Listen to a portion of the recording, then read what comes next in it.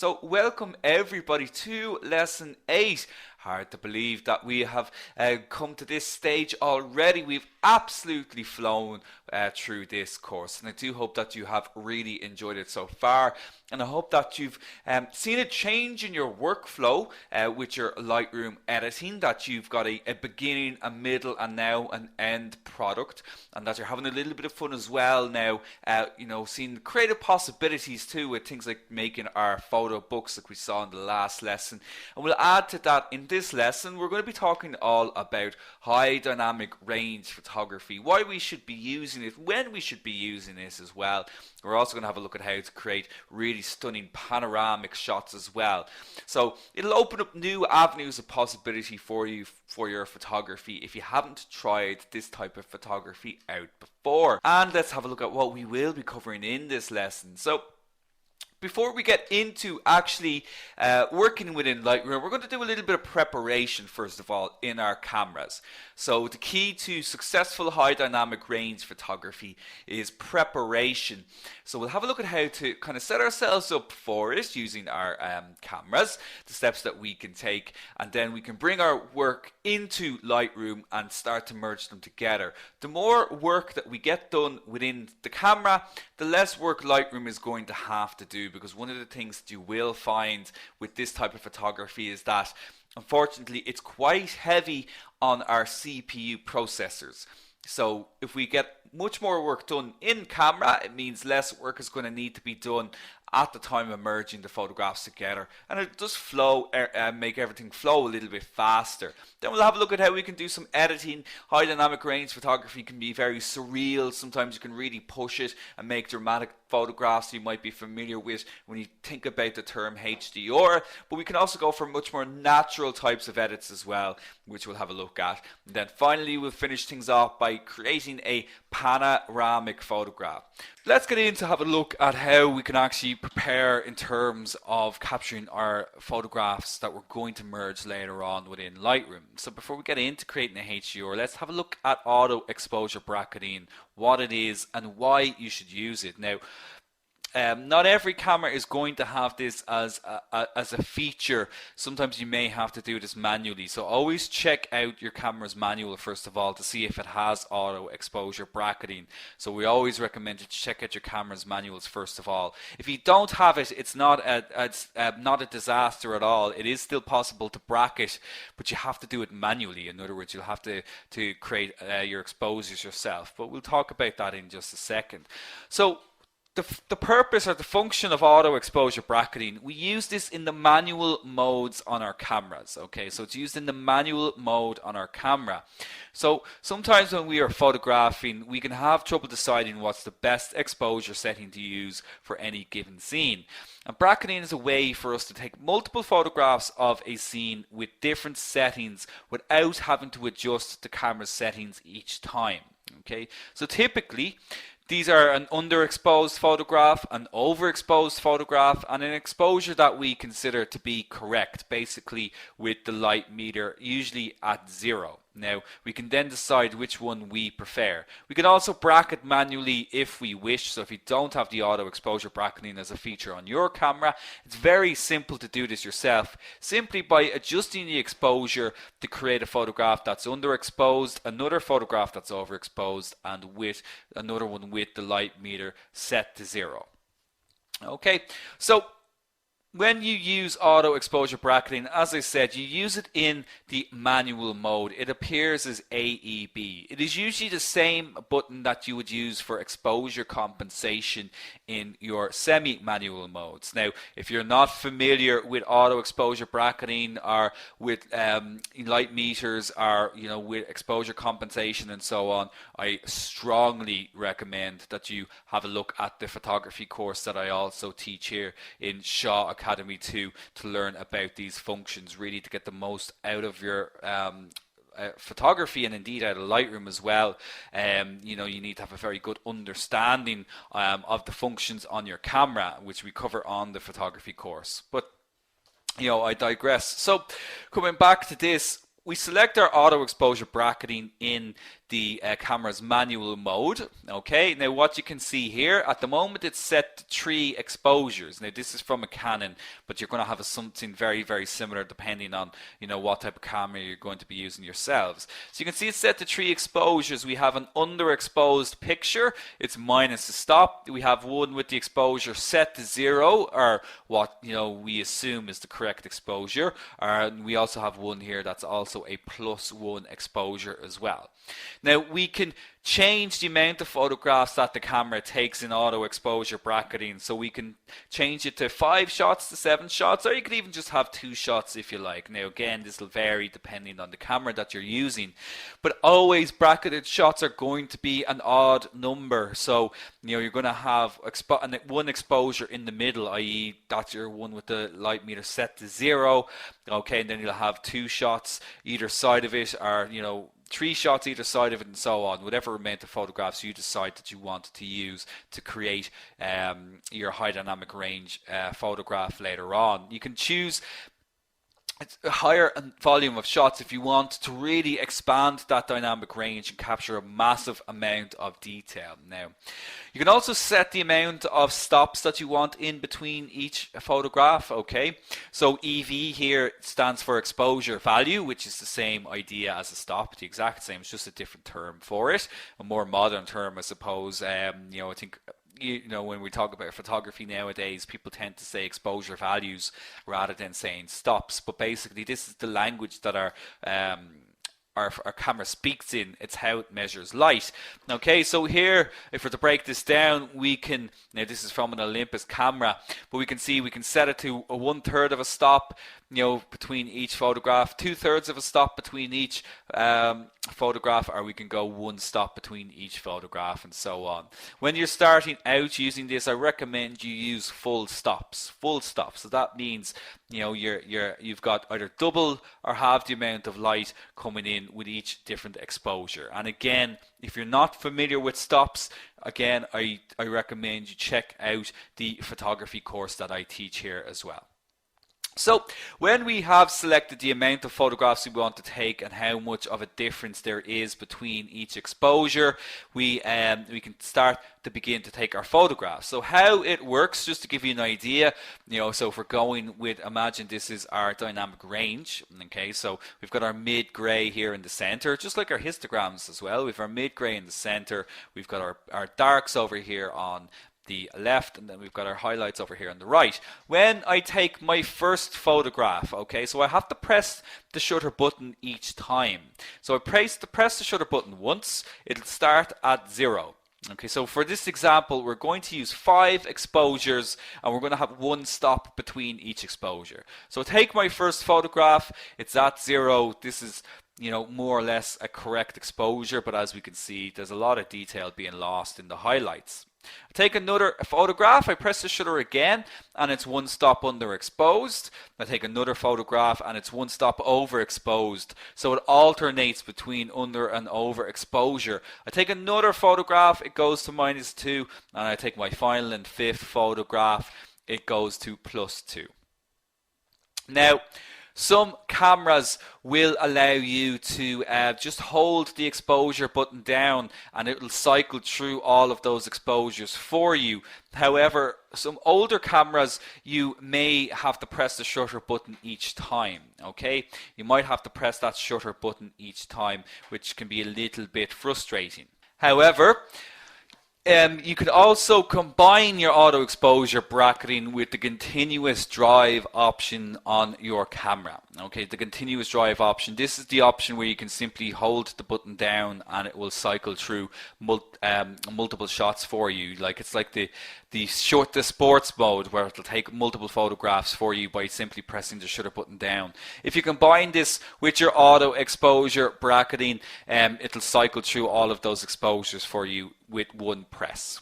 Okay, so again, I recommend you check out your camera's manual to see what way it works in your own camera. But as I said, you can also just do it manually as well. Now, what I'd also recommend when you're doing these type of photography is, if possible, to use a tripod as well. Now, When we have all of our exposures, we can then combine them together to create our high dynamic range photograph. Now, we do cover high dynamic range also a lot more in depth on my Ultimate Photography program as well.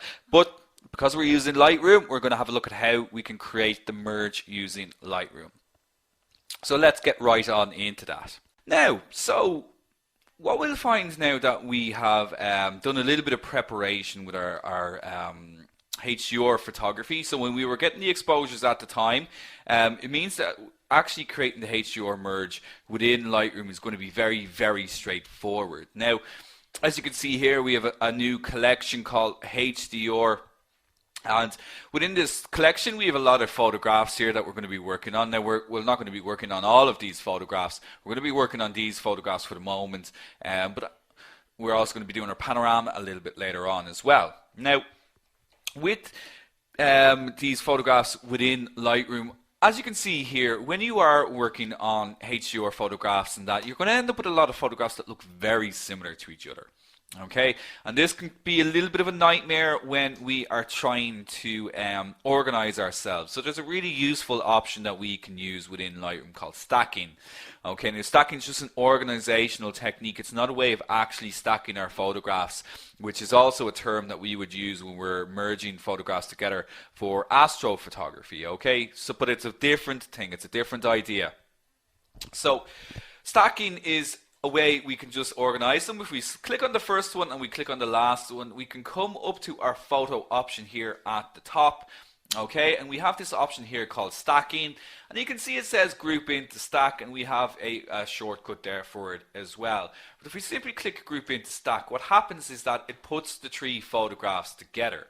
Now I'm just going to bring up a little bit more information. If I press the letter J on the keyboard, remember going on, I think it was all the way back in the first lesson, if I press the letter J on the keyboard, I can bring up more information about the photographs. And one of the bits of information will show me this little number here at the top.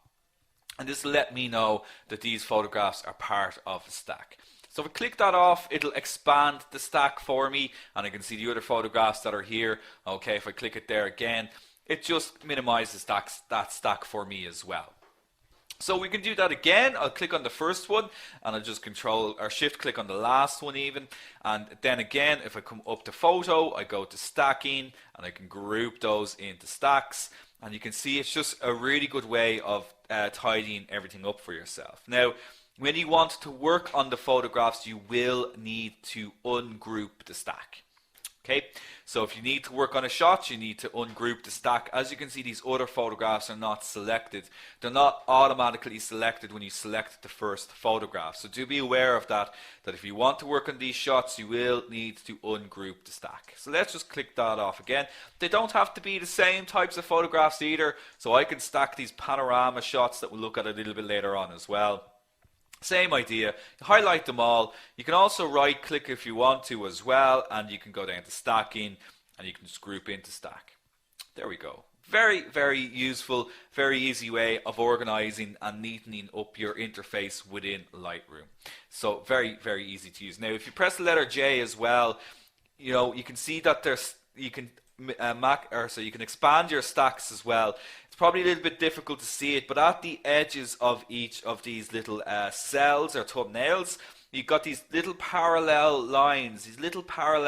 They're probably quite hard to see, but if you click those, that's also a way of expanding and collapsing your stack as well. Okay, so if you see those on your shots, you'll know that your photographs are part of a stack. Now, so very useful little technique that you can use. So the next thing then that we want to do here is we want to actually create a merge for ourselves. Okay, now we can highlight our first photograph and we can select our last photograph. In terms of doing any developing to your shots, I don't recommend that you do any developing in terms of exposures. Okay, the purpose a little bit if you're if you're editing any of these shots before you bring them into the HDR, because you're going to do that afterwards. There's quite a difference afterwards, as we're going to see in a moment. What I would recommend, however, is that you may do some other changes to the shot. For example, your lens corrections and maybe some noise reduction as well. Maybe not that much noise reduction, But everything else you can do afterwards, like setting your white balance and so on. But the only thing that I would strongly recommend is that you have a look at, if you go into your development module, you have a look at your lens corrections. Now, this was shot on an Olympus camera. So if I click enable profile correction, it'll come up saying unable to locate matching profile automatically. Because if you remember back to our lens profile correction lesson, I was speaking about you know, the two brands that didn't have any profile corrections because they're embedded into the photographs, and that is Olympus and Panasonic. But if you are using another lens or another brand, I would recommend that you highlight your 5 photographs and you sync them together. They will automatically sync when you have them highlighted, and you enable your profile corrections. You might also do something like remove your chromatic aberration. But apart from that, I wouldn't recommend that you do anything else. You can correct your white balance afterwards and so on if you need to. But for the moment, with our 5 photographs selected, I'm just going to minimize all of these down just to clear up the screen a bit. When we have our 5 photographs selected, if we come up to the photo option at the top, we can go down to this option called Photo Merge. And in Photo Merge, we have HDR and we have Panorama. Now, before I continue, HDR option is a newer option within Lightroom, unfortunately. Okay, so if you happen to be using Lightroom 5 and so on, you're not going to have this option. However, you're not stuck. You do have 2 other options available to you. If you happen to have Photoshop, you can edit it in Photoshop instead. So you can go to edit in Photoshop, you bring your photographs into there, and you can see when I select the edit in, you can come down to this option called Merge to HDR Pro in Photoshop, and it does it through Photoshop instead. Okay, so you can do that, or if you're familiar with layers, you can actually do it through your layers in Photoshop as well. We're not going to do that here. You can also see you can do it with your panoramas as well when we talk about our panoramas. So if you're using an older version of Lightroom, don't worry. You're not stuck. You can do it through that way. The second option that you can use as well if you don't have Photoshop is that if you go to your export option, so we need to go back to the library, and if you have downloaded the Google Nik Collection, which I've mentioned before, go to google.com/Nik, N-I-K. You can download that. It's a plugin that you can use for Lightroom. If you go to the export option, you have this option called Google here, and you can merge them through HDR Effects Pro 2. Okay, so that's 2 workarounds if you're using an older version of Lightroom, and I'd nearly recommend that you go with the HDR Effects Pro 2 instead, because it's incredibly powerful. You know, a lot of you as well, you're probably wondering, well, if you know, why are you going to do it through Lightroom if you're recommending doing it through the HDR Effects Pro 2 instead? Well, we'll see that now in just a moment too. Okay, so does everybody understand that for the moment? Google Nik Collection is your best option if you haven't got, if you're using an older version of Lightroom. It's an absolutely free download, 100% free. You can download it and you can use that instead. Perfect. Okay, if we, depending on how we go for time, we'll see if we can actually do it through that. But it depends really on how much we've got quite a bit to cover. Okay, so now that we've got our 5 photographs selected, let's actually merge these shots together. So if I come up to my photo option and we go to the photo merge, we go to HDR option, we click that off, and it's going to create our HDR preview for us. Now, what it's doing here, it's aligning the shots. Okay, it's aligning the shots. So if you have, if you've got a lot of photographs that you're trying to merge as a HDR photo, there's a lot of movement. The less alignment that it has to do, the quicker it's going to do this. Okay, the less alignment it has to do, the quicker it's going to do this. Now, it's done that quite quickly because it hasn't got too much alignment to do. Now, why is the photograph highlighted in red? Why have I got this big area of red happening in the shot? Well, this is to do with our de-ghosting amount. I'm going to switch that off for the moment. And when I switch that off, it'll remove all of that red overlay.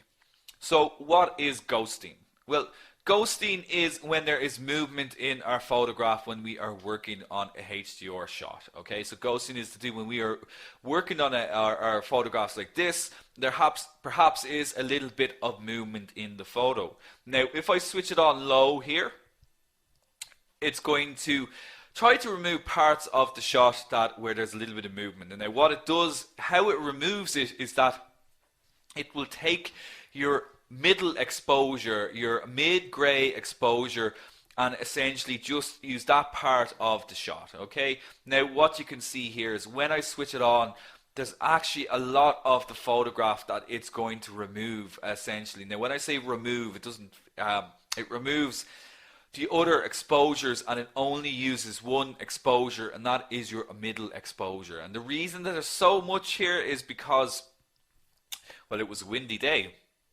And if you have a look at where it's removing the ghosting from, it's removing it from the trees, it's removing it from the water, these little areas where there's a little bit of movement. Now, if I switch that off again, you know, I'm going to be able to see, I can make an assessment to this photograph, and I can decide whether or not I need to apply this. And I think it's okay without it. You can see there's a little bit of movement there in the trees, okay? So it's a tough one, because when I switch it on to low, it is removing a fair amount of the dynamic range, which I don't want to lose. So you'll have to make a decision yourselves in terms of what you're willing to sacrifice in the shot. Now, your photographs may not be as severe as this, you know, or they might be even more severe. It really depends on the photograph.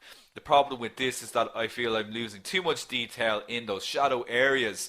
Okay, so I am going to switch it off here for the moment. But does everybody understand how that works? So ghosting will remove any movement in the shot, but it does that by removing the other exposures from the photograph, so that you're only using the middle exposure. For the moment, we're going to switch it off.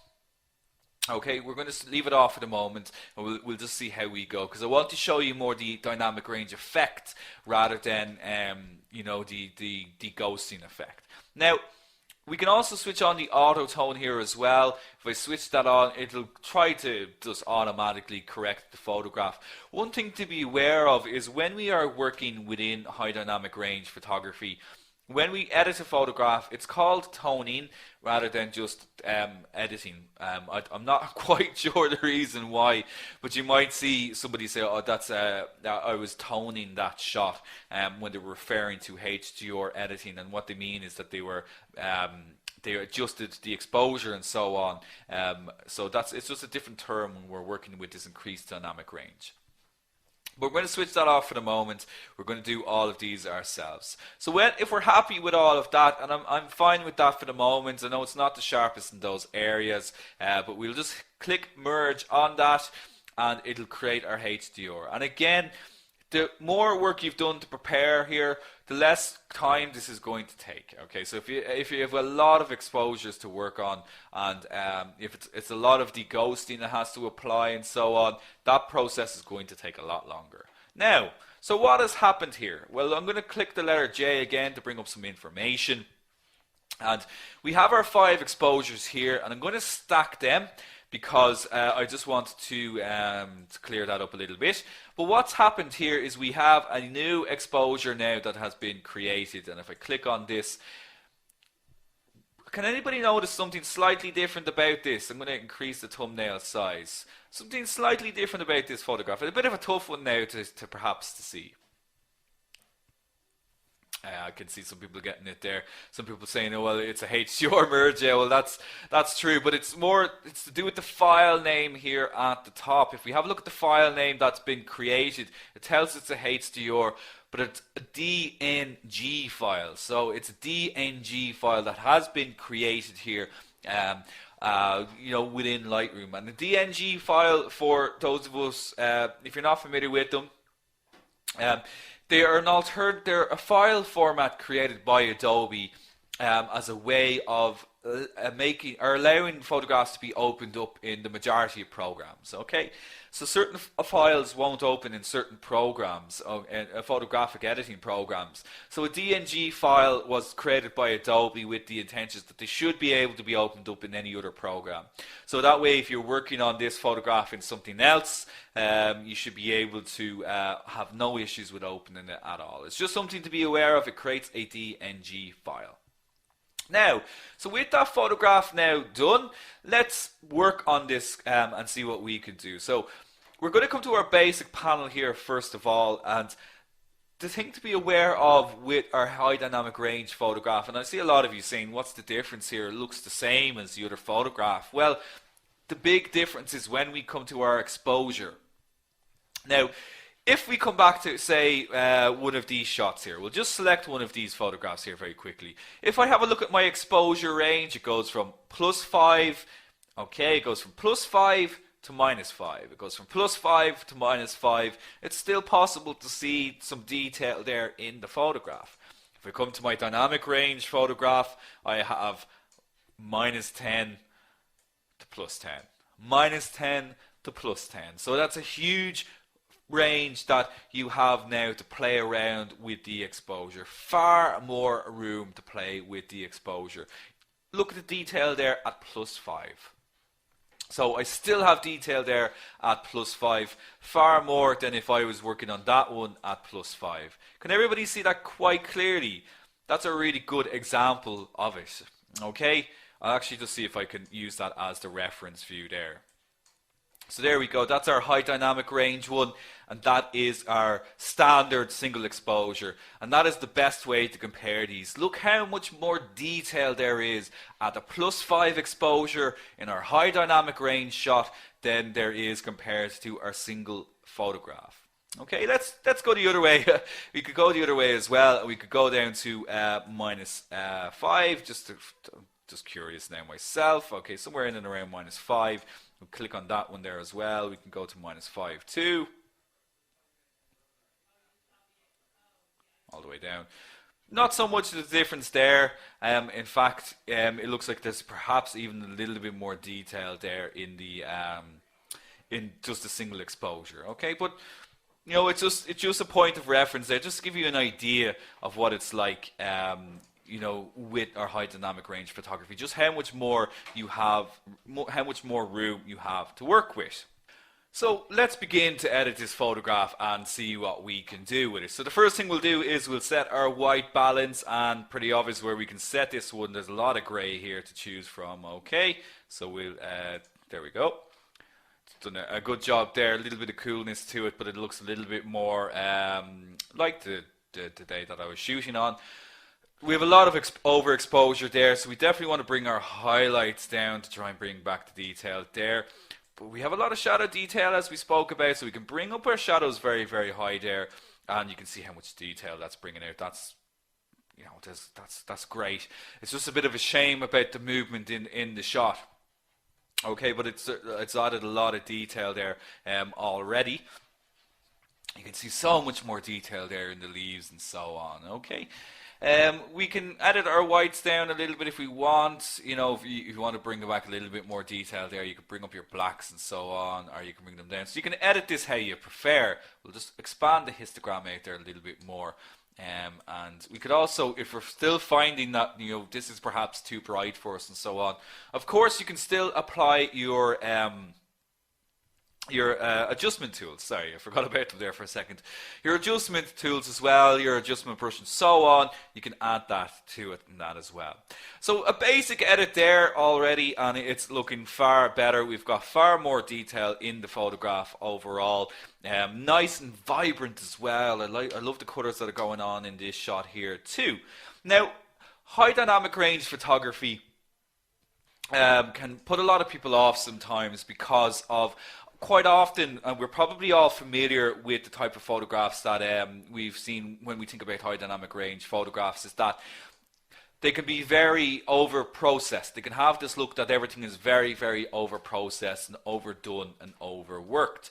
Now, The reason that I like Lightroom for editing high dynamic range photography is that I find that you can be quite natural with it, and that's how I prefer my high dynamic range shots. Is that high dynamic range photography is not just a style of photography, but it is a way of overcoming exposure issues.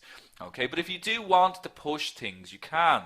So, for example, you might push the clarity very, very high. If you want to kind of go with that surreal type of effect, you can push the vibrance up and so on. So you can get very, very creative with your high dynamic range photography if you wish to go for that more surreal type of effect. Okay, and some people really like that, and I can see some people saying that already. You know, again, Ian saying you quite like that, but then you've got somebody I could see Mary saying you're the complete opposite there. You don't like that at all. So I find high dynamic range photography can really divide students in terms of what they like and what they don't like. But we'll just click those. We'll put those back in the middle. We might add a little bit of clarity to it if we want to. Or we'll add a little bit of clarity to it even, just to bring out a little bit more detail there as well. Now, if I zoom in on the photograph, okay, if I get a little bit closer on the shot, we'll go to a 2:1 ratio. This is where you can begin to see issues with the shot. Okay, so it's getting very close. It's when you start to see the pixels in the shot. But you can probably see as well, we have these little issues here, a little bit of movement. This is where the movement is in the photograph. And this is what, you know, when we were merging the shot together, this is what the Lightroom was trying to remove. Okay, so it was trying to remove these parts of the photograph. So, you know, the less movement you have, the better really, but you know, you'll be able to make those decisions with your own photography as well. So you could work away to this on your heart's content. You could add certainly your split toning, you could add more detail to it and so on. Everything that we have covered so far throughout the course. But for the moment I'm actually quite happy with this. I don't think I really need to do any more work on it. So we're going to leave that, we're going to park that there for the moment. Now, to quickly just do this through the Google Nik Collection, okay, we'll just do it very, very quickly through the Google Nik Collection because we're a little bit tight for time, okay. But again, if I select my 5 photographs, remember we're going to export them in this particular instance, okay. So when we go to export, you go to Google, you select HDR Effects Pro 2. You're going to have to choose some file settings. We're going to just select a JPEG here for the moment. Well, sRGB is absolutely fine. Very simple settings here. If we click export, it's going to take a little bit of time to process these photographs and open them up in the Google Nik Collection. Okay, very, very straightforward process. As we'll see in just a second, we're not going to be able to spend time editing the shots within the Google Nik Collection, but it's a very similar idea to Lightroom. Okay. So I'm just waiting for it to come up here on my own screen. There we go. So this is the Google Nik Collection, and basically, well, we'll remove some of these settings here. Again, we've got our ghosting option switched on there as well. But it's going to be a similar idea here. We have our 5 different exposures. We have alignment. We have ghost reduction if we want to apply ghost reduction to the photograph and so on. You can do so here as well. Very, very similar process. And again, you can see what it's removing there from the shot. We'll just switch that off for the moment. You can remove chromatic aberration here at this stage as well. When you're happy with all your settings here, you simply click Create HDR, okay, and it will do the whole process through the Google Nik Collection instead. Okay, so this is a really good way to work, you know, if you can't do it through Lightroom. Now, what you'll find with the Google Nik Collection is that it works more off these ideas of presets. There's a huge amount of presets available to us within this. So if we go to our preset options here over on the left-hand side, you can start to work away, and you've got much more exaggerated effects here, really. Okay, far more exaggerated effects here. Now, some people are asking, why is the sky grey there? I'm not sure, to be honest. You know what the issue is there with that. You know, with the sky in there, there's obviously some kind of issue happening there. One of the exposures may not be quite correct. But I'm just running through this very, very quickly, just to give you an idea of how you can do it within the Google Nik Collection. There's loads of presets there to work away from, but if you come over to the right hand side, you can start to manipulate it there as well, more similar to what we are doing within Lightroom. So you will need to take a little bit of time, go through that yourselves if you are using Google Nik Collection. This hasn't worked out particularly well for me, you know, within the Google Nik Collection, but do check it out yourselves because you can get some terrific results using this. There's a huge amount of options available here to you. You can click each one of these down and you'll see that they're very familiar to you, just like we have within Lightroom.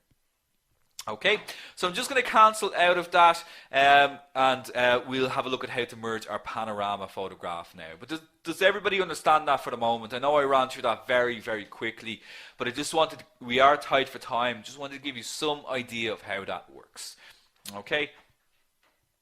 Excellent. Okay, so check it out. I'll mention it once again. Google Nik Collection, N-I-K Collection, and it's made by Google themselves. It's a free plugin that you can download and work with Lightroom.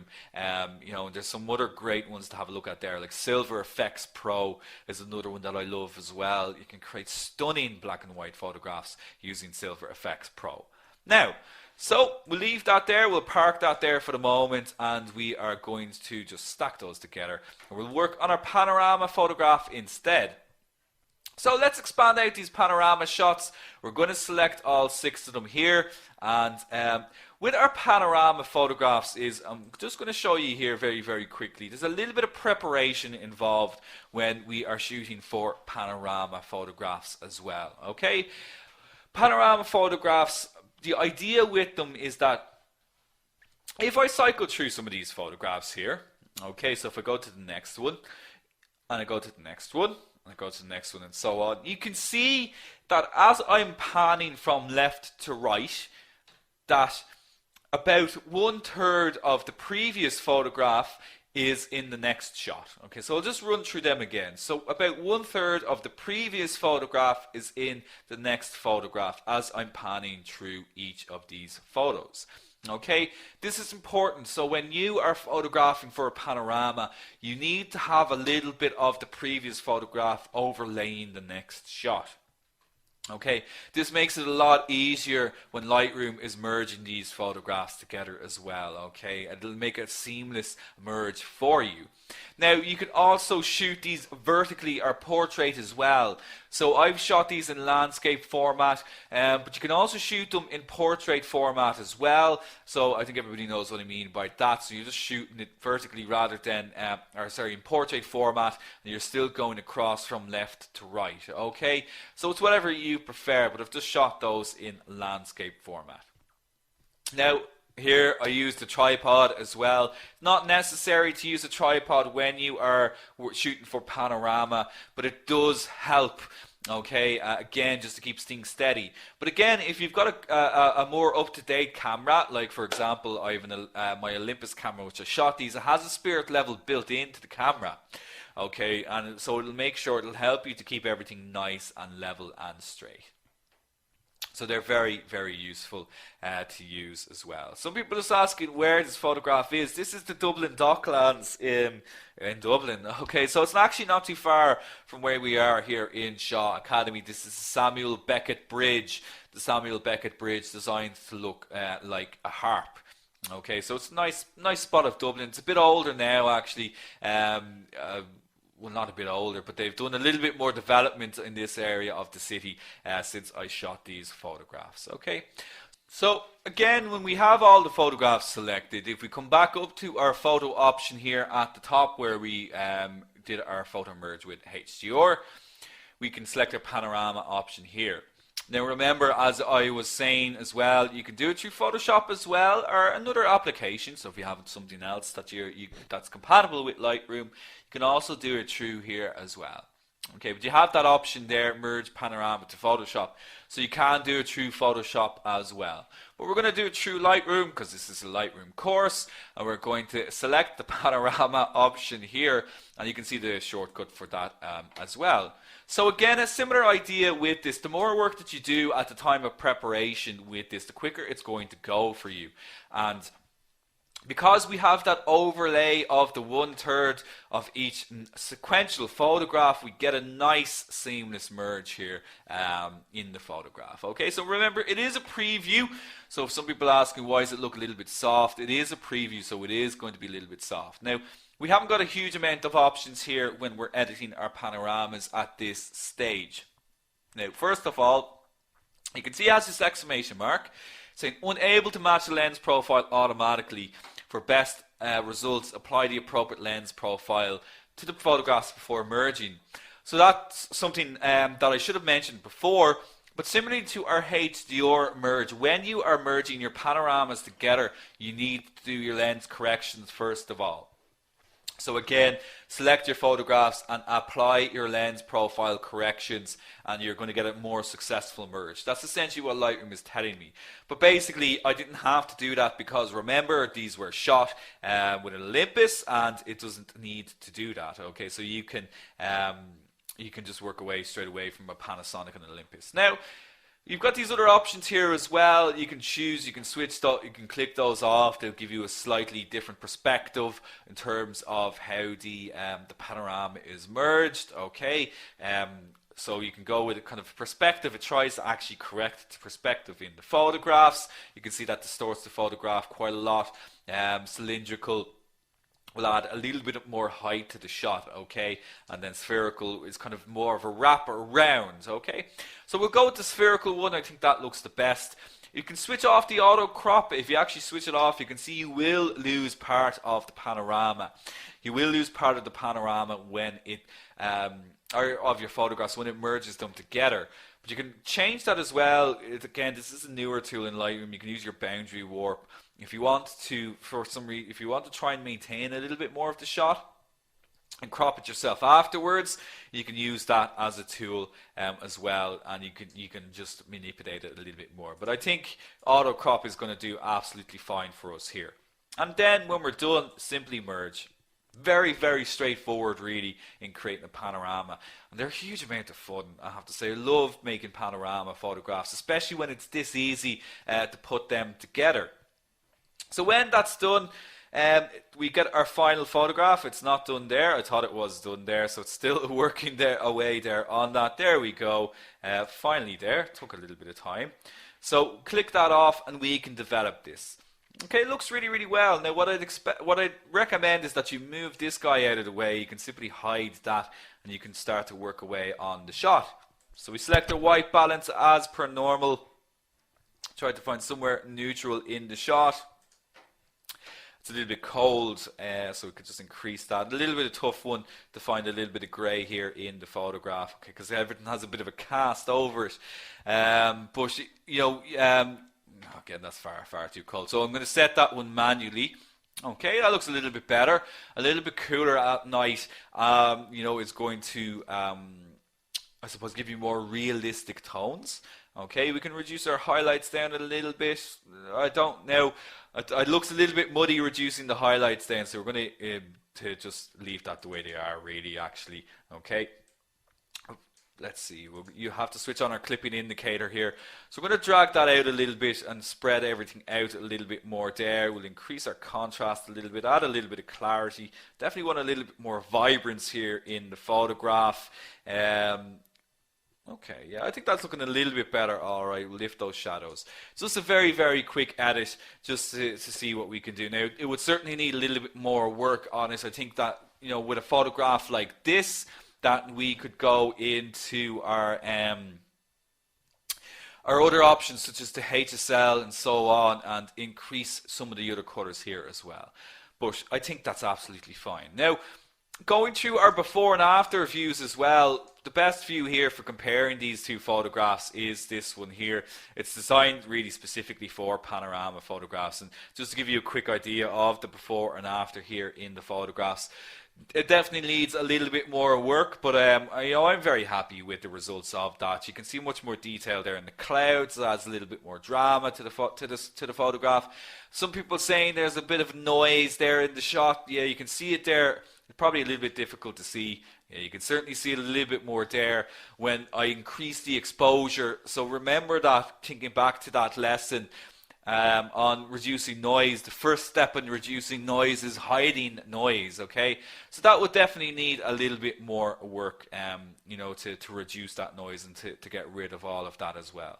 But for the moment, I think I'm absolutely fine with that. Really, really straightforward process. Very, very easy to do, but a huge amount of fun. So I hope that's getting you thinking a little bit about as well what you could do with your panoramas and your HDR photographs within Lightroom.